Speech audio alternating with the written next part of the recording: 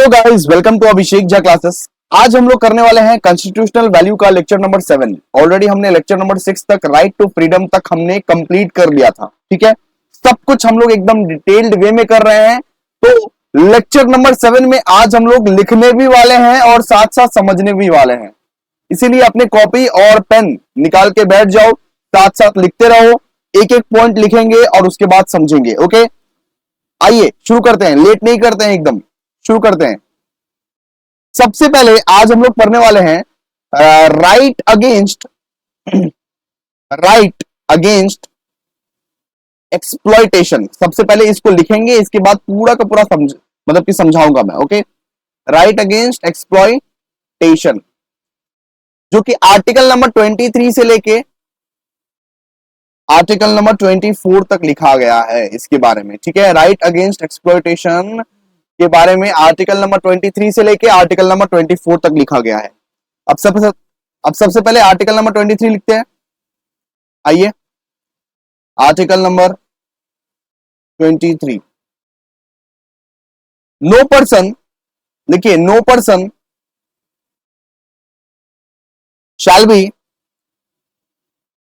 be involved in human trafficking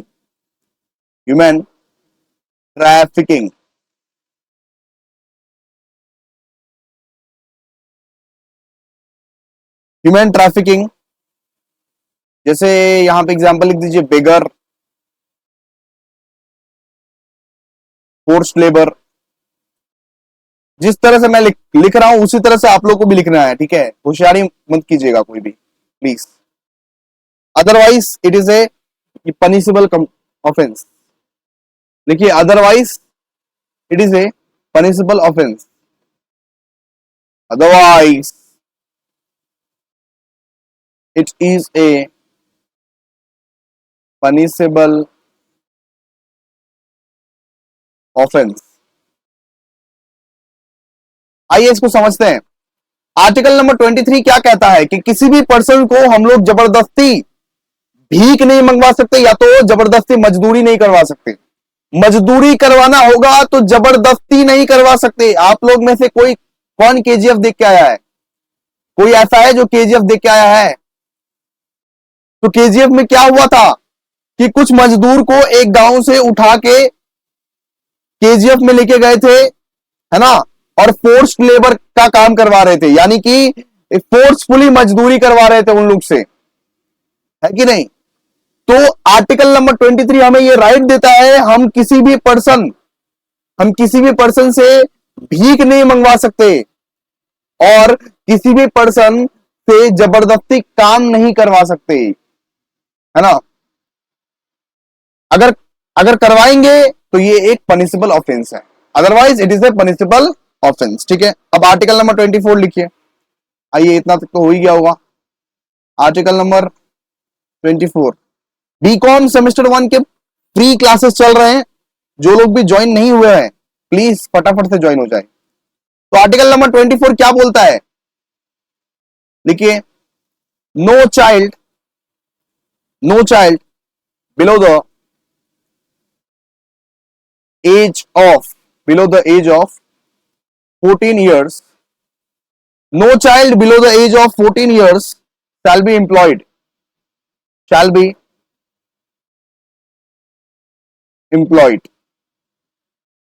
in factory or mine or hazardous employment। Okay, तो article number 24 क्या बोलता है कि किसी भी बच्चे से जिसका उम्र 14 साल से छोटा हो, जिसका उम्र 14 साल से कम हो, किसी भी बच्चे जिसका उम्र 14 साल से कम हो, उसको फैक्ट्री या तो माइन में काम नहीं करने दिया जाए। उसको किसी भी फैक्ट्री या तो माइन में काम नहीं करने जाए, और या तो कोई ऐसा खतरनाक वाला जगह है। याद है आप लोगों को केजीएफ में कहां पे काम करवाने जाया जाता था, है ना। तो अगर कोई भी खतरनाक वाला जगह पे किसी 14 साल से नीचे वाले बच्चे को आप काम करवाते हो तो ये एक पनिशेबल ऑफेंस है। ओके, तो no child below the age of 14 years shall be employed in factory और माइन और हजार्डियस एम्प्लॉयमेंट। बच्चे के मन में प्रश्न आया कि सर अगर 15 साल के हो गए तब क्या काम कर सकते हैं? जी बिल्कुल, जी बिल्कुल काम कर सकते हैं। ठीक है, आइए अब लिखिए। अब हम आपको ये कल्चरल राइट पहले लिखवा देना चाहते हैं। लिखिए, हेडिंग दीजिए, राइट अगेंस्ट एक्सप्लॉयटेशन हमारा खत्म हो चुका है बच्चों। आइए लिखिए next heading, cultural right and educational right. Educational right, cultural right and educational right, जो कि अच्छा और चीज लिखिए, educational right of minorities.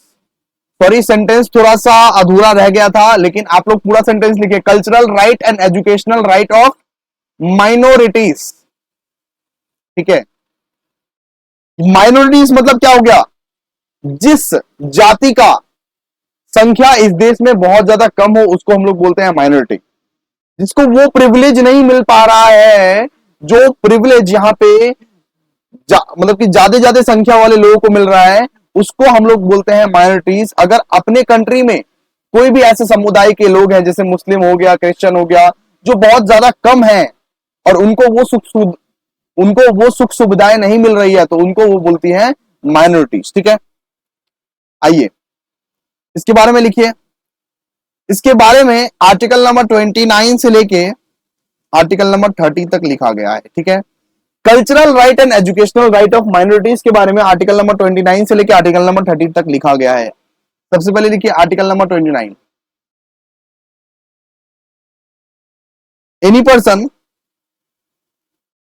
Any person belonging belonging to any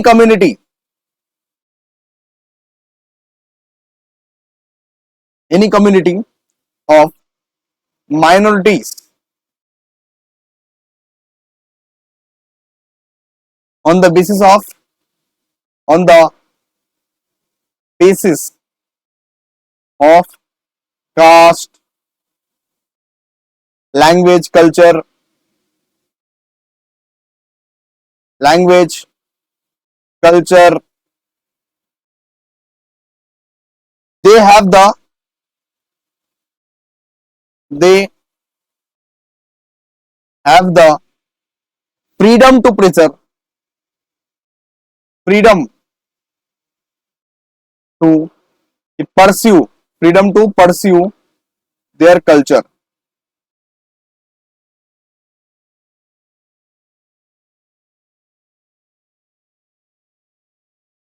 and and language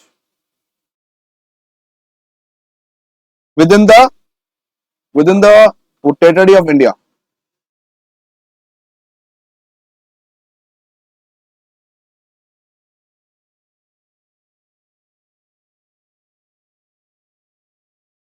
Within the territory of India.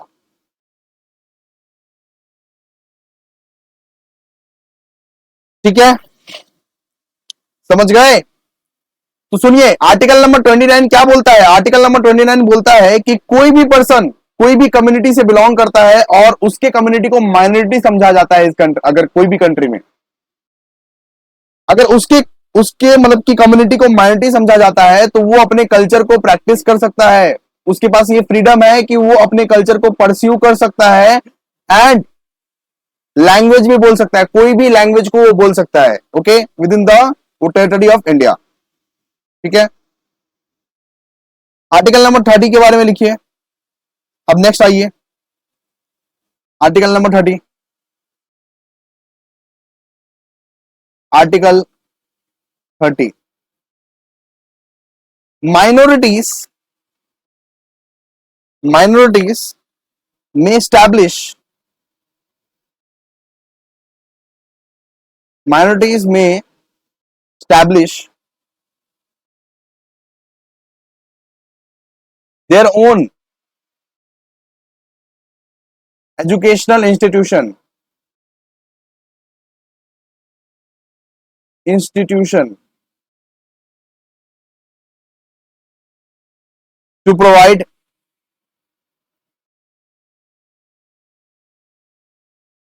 education related to their culture, related to their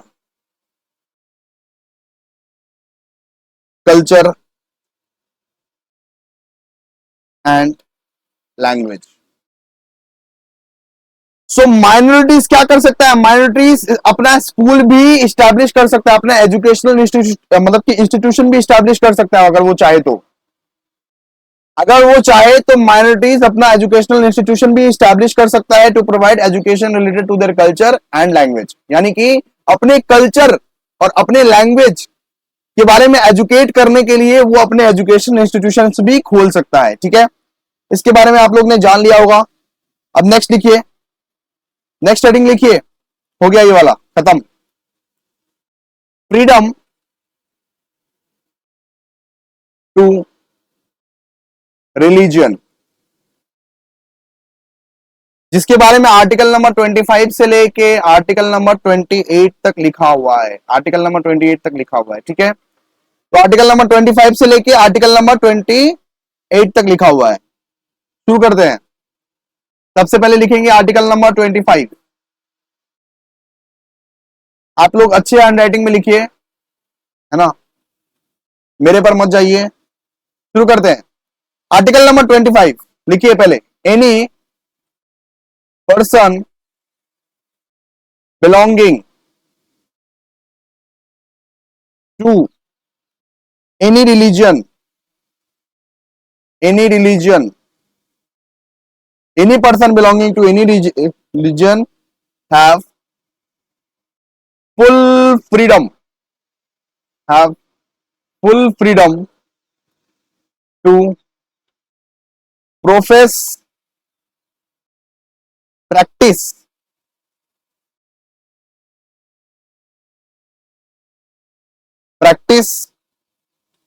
propagate any religion of their choice, any religion of their choice। Article number 25 क्या बोलता है?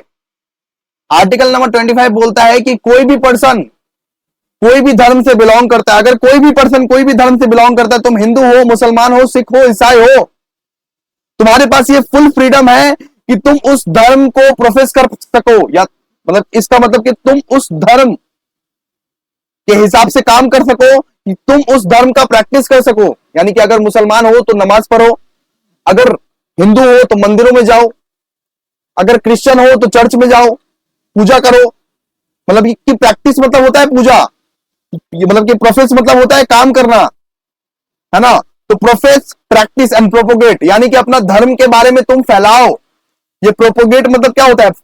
अपने मतलब कि धर्म के बारे में तुम फैलाओ। Any religion of their choice, ये तुम्हारे ऊपर चॉइस है, ये तुम्हारे ऊपर डिपेंड करता है कि तुम कौन से धर्म को मानोगे, तुम कौन से धर्म का प्रैक्टिस करोगे और तुम कौन से धर्म का प्रोपोगेट करोगे। ये तुमको फुल फ्रीडम मिला हुआ है।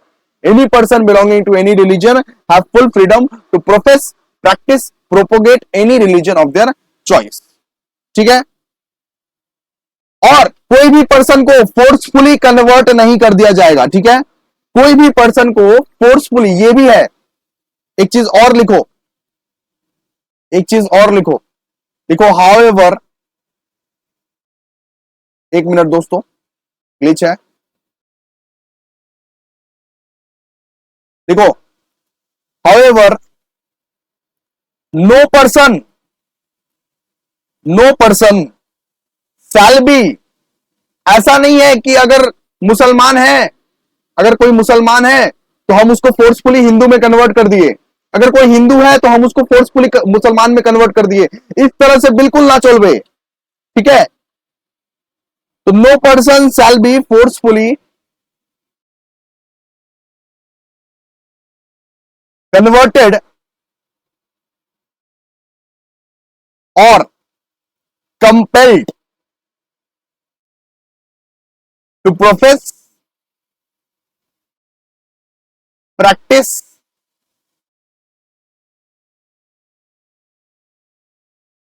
एनी अदर रिलीजन, यानी कि हम कोई भी दूसरे रिलीजन का पूजा करने के लिए, प्रोफेस करने के लिए, प्रैक्टिस करने के लिए जबरदस्ती किसी दूसरे धर्म वाले से नहीं कर सकते, अगर उसकी इच्छा नहीं है तो। हाँ, मैं अपनी इच्छा से कन्वर्ट होना चाहता हूं तो कन्वर्ट हो जाऊंगा, सिंपल सा बात है, लेकिन जबरदस्ती नहीं कन्वर्ट करा सकते किसी को, ठीक है, हो गया। तो आइए नेक्स्ट लिखते हैं, आर्टिकल नंबर 26। आर्टिकल नंबर 25 आप लोगों ने सबने लिखा है कि नहीं, बताइए। ये लिखिए, आर्टिकल नंबर 25 को पॉज करके लिखिए एक बार। Any person belonging to any religion have full freedom to profess, practice, propagate any religion of their choice. However, no person shall be forcefully converted और compelled to profess, practice any other religion. ठीक है, आइए अब लिखेंगे article number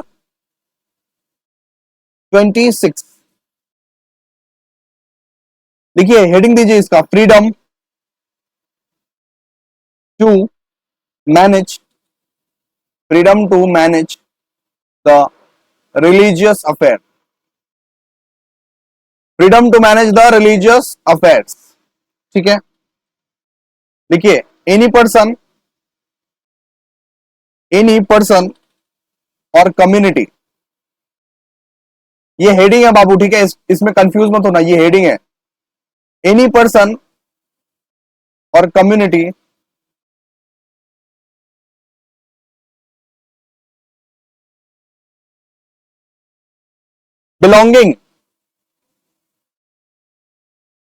belonging to a particular religion, belonging to a particular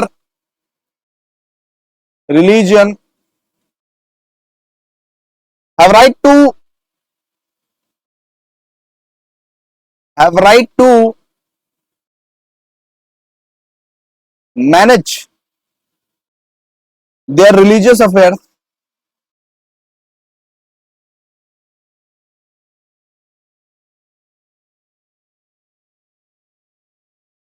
in their own way, in their own way।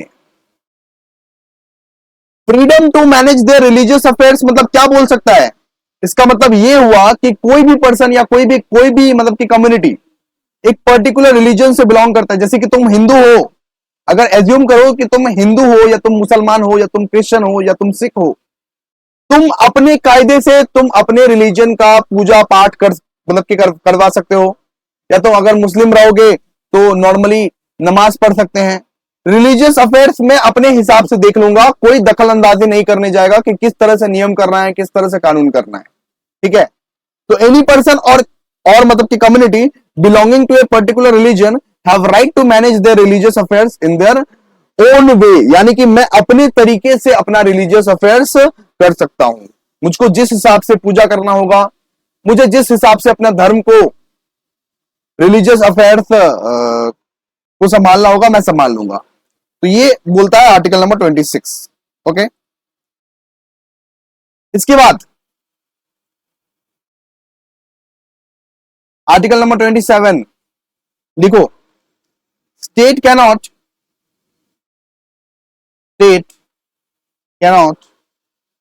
compel anyone to pay taxes for promotion of any one religion। यानी कि state किसी से भी tax नहीं वसूल सकता, ठीक है, किसी से भी जबरदस्ती टैक्स नहीं वसूल सकता एक रिलीजन को प्रमोट करने के लिए। किसी एक रिलीजन को प्रमोट करने के लिए स्टेट टैक्स नहीं वसूल सकता। स्टेट का मतलब आपको फर्स्ट क्लास में ही लिखवा चुके हैं, आई होप आपको स्टेट का डेफिनेशन क्लियर हो। ठीक है, तो state can not compel anyone to pay taxes for promotion of any one religion. कोई भी एक रिलीजन को प्रमोट करने के लिए कोई भी घूसखोरी या कोई भी टैक्स स्टेट नहीं लेगी। ओके, आर्टिकल नंबर 28 आइए।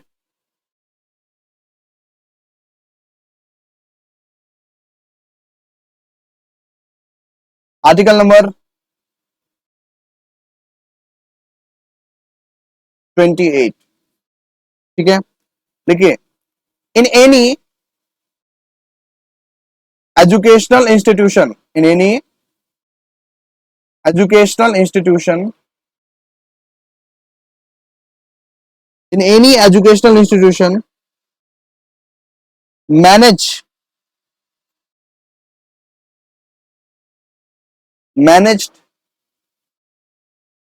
by managed out of managed out of state funds, managed out of state funds, no one shall be compelled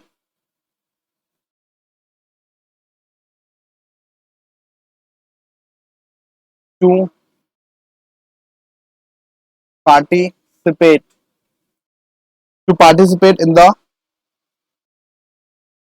in